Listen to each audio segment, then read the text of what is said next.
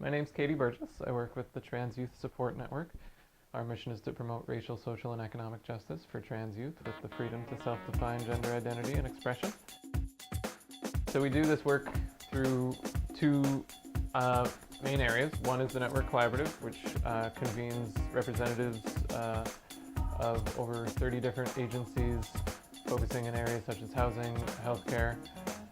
We work on making systemic changes in those areas, such as revising housing policy across the state. With healthcare, it's a little bit more basic. There just isn't accessible healthcare for things like mental health services and hormones, surgeries, things like that. So we're working with a variety of clinics, face-to-face again, family tree clinic, to start prescribing hormones and working on developing policies and procedures for folks to be able to do that on an informed consent, harm reduction model. The other area of focus is our leadership development program. So to prevent social workers speaking on behalf of trans youth, we develop the leadership skills of young trans folks in the community, particularly young trans women of color who are most affected by these issues. I mean, the statistics are easy to talk about. 20% of trans youth are homeless.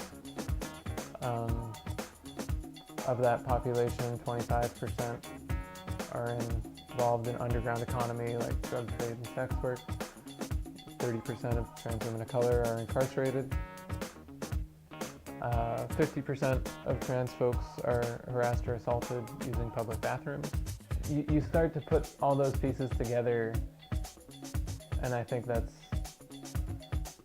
even more daunting. The biggest reward is seeing young folks get the resources that they need to make decisions for their own lives on their own terms and get the resources that they need to survive. I think that we can come together in really unique ways, and we have a history of being a very creative movement.